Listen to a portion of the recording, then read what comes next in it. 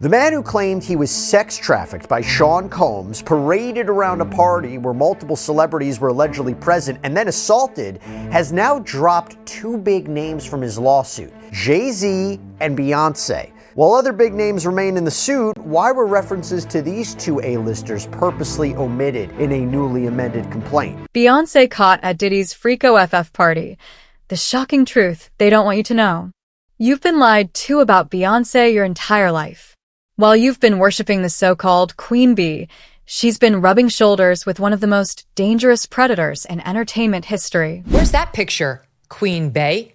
Your BFF Diddy, who's now on trial for being what is alleged to be a serial rapist and abuser of women. I haven't heard you comment on that. You have so many things you want to say about items in the news. Let's hear it. Go ahead, Queen. Let's hear you explain your relationship and your husband's relationship with Sean Diddy Combs. I'll wait. I can't wait to watch that at your next show. Okay? But nobody in the entertainment industry is going to get in your face with a microphone on that because you're untouchable, except you're not. In It drives this you video, crazy. watch how Jay-Z quickly turned around when P. Diddy greeted Beyoncé with a touch on her shoulder. Jay-Z came out of nowhere. This was at the Rock Nation brunch back in 2018. Jay-Z definitely wasn't having it. What I'm about to expose will shatter everything you thought you knew about your precious idol. We're talking about Beyoncé witnessing drug victims, sexual humiliation, and the most twisted parties in celebrity history, and she said nothing. So she's decided to use some videotape of me pointing out that country music's been around for a long time before she got into it, and she's not the be-all, end-all. She's very focused on me and this one line of commentary. What has she said about Diddy? Where's her commentary about that disgusting pervert with whom she and her gross husband were best friends? Because I've seen plenty of pictures of them celebrating together and at Diddy's parties. She didn't have a moment to spare a word for him. So yeah, it runs deep, the rot in this community. Basically, he alleged that he was kidnapped, he was drugged, he was held against his will, he was beat up, he was transported to a celebrity-filled party where he was then sexually assaulted, forced to partake in unwanted sex acts. And while he listed a lot of high-profile names in this lawsuit, not necessarily as defendants, but as people who were at this party, that he claims, by the way, was held at a property owned by Emilio and Gloria Estefan in Miami and then taken by a secret tunnel to Sean Combs' property. The complaint that was filed at the beginning of the month read, high-profile individuals including Jacob Arabo, Jacob the jeweler, Jay-Z, Gloria Estefan, LeBron James, and Beyoncé Knowles Carter are identified as witnesses due to their presence or knowledge of the events surrounding the freak-off orchestrated by defendant Diddy. You know, a freak-off has been described so many times in different lawsuits and the indictments, but here's the thing. In a newly amended complaint, Manzaro has dropped Jay-Z and Beyoncé's names. And that is really interesting because here's the thing. What did Manzaro allege in the prior complaint? Quote, upon regaining partial consciousness, the plaintiff found himself inside a large party area upon information and belief that it was Diddy's son's birthday party.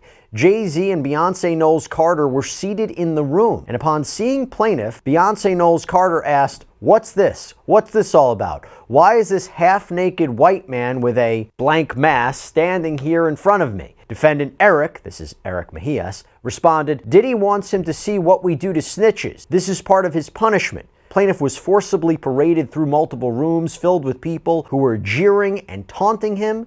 Defendant Diddy explicitly ordered plaintiff's degradation, saying, "He's going to find out what we do to snitches tonight. Get him undressed." But now, in a newly amended complaint, Jay-Z and Beyoncé, no sign of their names. Their names are dropped. Their names don't appear anywhere. Why? Well, there's no official stated reason.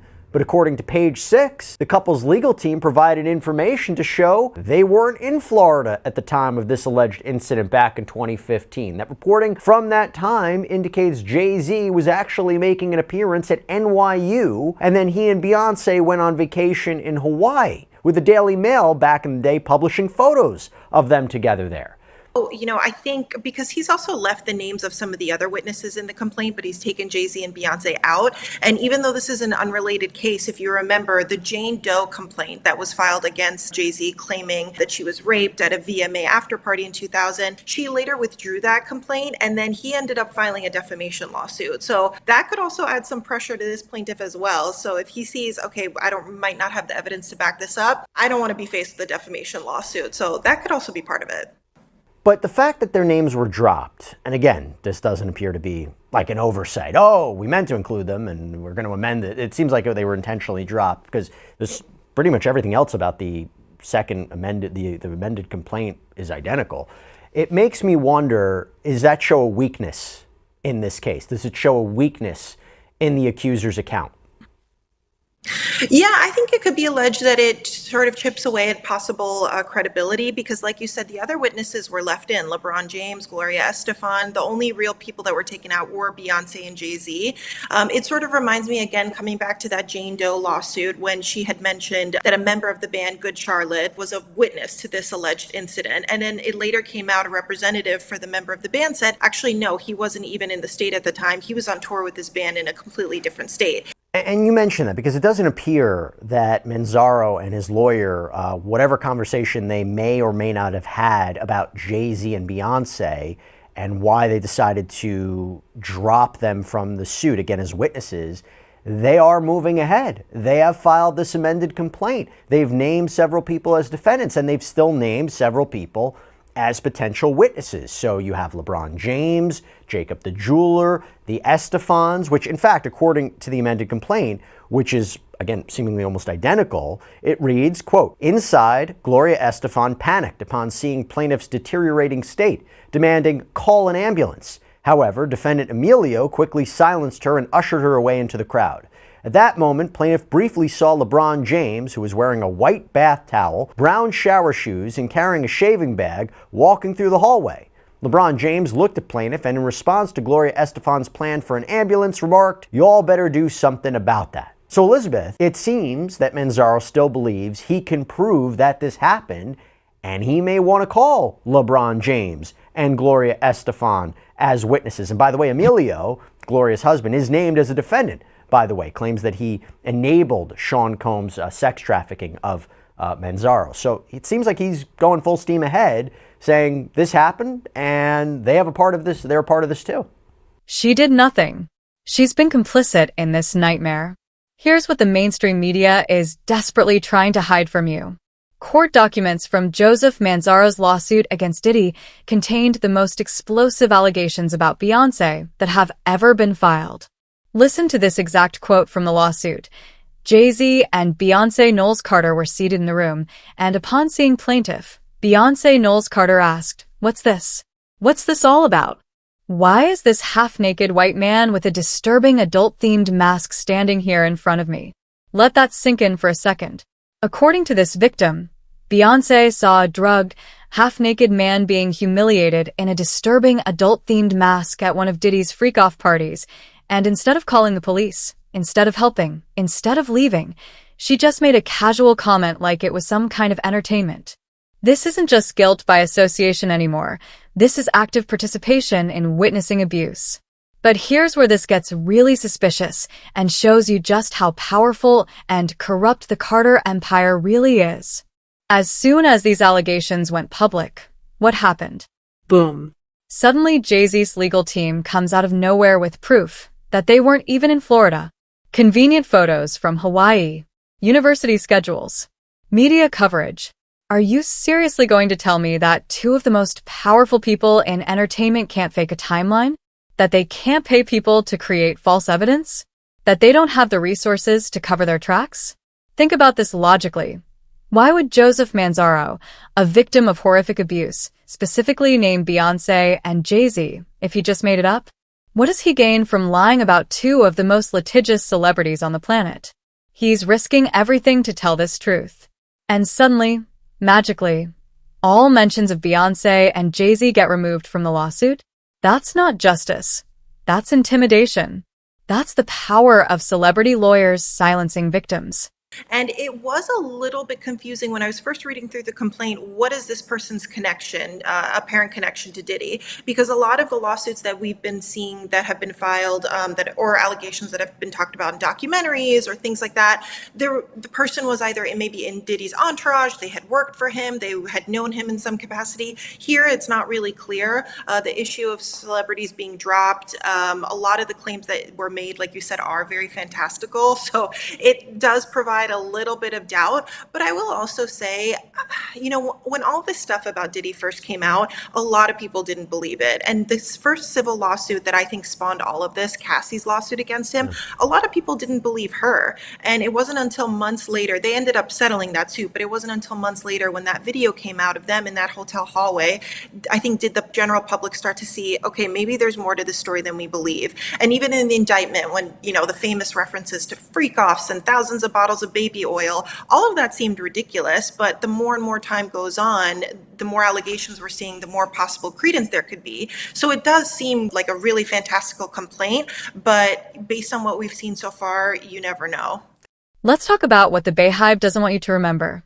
Beyoncé's long history with Sean Combs. She didn't just accidentally end up at one party. She collaborated with him on Summertime in 2003. She attended his infamous white parties for years. She was photographed with him countless times throughout the 2000s looking cozy and comfortable. This wasn't some distant acquaintance. Beyoncé was deep in Diddy's world for over a decade. And you're telling me she had no idea what was going on? That she never saw anything suspicious? That she never heard any rumors? Bullshit. She knew exactly who Diddy was and what he was capable of, and she chose to maintain that relationship anyway. Every single time she posed for a photo with that monster, every time she attended his parties, every time she worked with him, she was enabling his behavior. And now that Diddy's world is crashing down, suddenly the Carters are in full panic mode. Sources reveal they're checking the news daily, terrified their names will come up. Quote from Daily Mail. Beyoncé isn't in a good place at all and is surrounded by her mother and other friends at their home in LA. She has canceled some surprise promotional appearances. Canceled appearances? Why would an innocent person cancel appearances unless they're guilty and scared? Another way of looking at it, you said it before, it could be so outrageous, so specific that you might be saying, how on earth can someone make this up? Maybe this actually, did happen. Which makes me wonder, before you file a lawsuit like this, if he had some evidence, right? If he had some proof, why not put it in the complaint? Put it in the complaint. It's a legal question of, does he really need to? You don't necessarily have to per se, but this is also a fight in terms of a media battle and a public perception battle. And you wonder, if you're going to file a lawsuit like this and name really high profile people, if you have some of the evidence to back it up, why not put it in the complaint? What do you think? Yeah, I personally think the more detail and evidence you can put in an initial complaint, the better, because it lessens the chance of a possible motion to dismissing the whole case. So, unrelated case, but the Blake Lively, Justin Bell don't complaint. When he filed his complaint, he had all of those text messages and different forms of evidence that he's claiming backs up his claims within the complaint. So I think when you can include more evidence, it's stronger. However, it could also be a tactic by his legal team to not essentially want to give everything away right away, right? Maybe they want to save certain evidence for motion practice or for a potential trial. I personally think, again, the more evidence you can put in your initial pleading, the better it is, the better your chances of the case going on are. So it could be a possible tactic by his team. Here's what's really happening behind closed doors. Their lawyers are working overtime to scrub any evidence. They're paying off witnesses to stay quiet. They're using their massive influence to control the narrative. They're preparing for the worst-case scenario. Jay-Z is infuriated that his friendship with Diddy has dragged him into this, but that's not anger at being falsely accused. That's anger at getting caught. But this goes so much deeper than just one party or one lawsuit. This exposes the entire entertainment industry conspiracy that's been hiding in plain sight. Think about all the other celebrities who were at these parties. LeBron James was also named as a witness. Countless A-listers attended Diddy's events for years. Everyone in Hollywood knew what was happening, and they all stayed silent. They all protected each other. They all prioritized their careers over protecting victims. Beyoncé isn't just guilty of witnessing abuse. She's guilty of being part of a system that enables predators. She's part of a celebrity elite that thinks they're above the law, above consequences, above basic human decency. Every time you stream her music, every time you buy her products, every time you support her brand, you're financially supporting someone who turned a blind eye to horrific abuse. And here's the evidence they don't want you to see. First, why did it take Jay-Z's team so long to provide this alibi evidence? If you're truly innocent and have rock-solid proof, why wasn't that presented immediately? Second, the victim's description was so specific. He didn't just say celebrities were there, he quoted Beyoncé's exact words and described Jay-Z standing nearby. That level of detail doesn't come from making things up. Third, look at Beyoncé's behavior since Diddy's arrest. She's been unusually quiet. No social media posts defending him. No statements about their friendship. For someone who's usually very vocal about social justice issues, her silence is deafening. Fourth, the speed at which they were removed from the lawsuit suggests serious legal pressure was applied.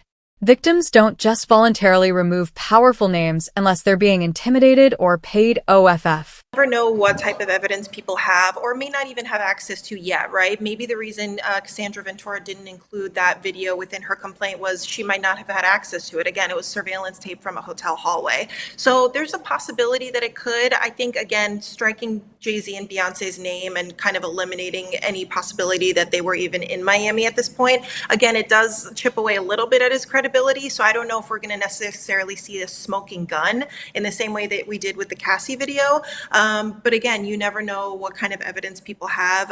Again, when Justin Baldoni came out with that set footage of him interacting with Blake Lively, the public didn't know that he had that. He's claiming that helped support his claims. So, there's a possibility. We don't know what evidence he might have. So I don't know, again, if there's a possibility we're going to get a smoking gun type evidence or video or photo, but there's always a small possibility.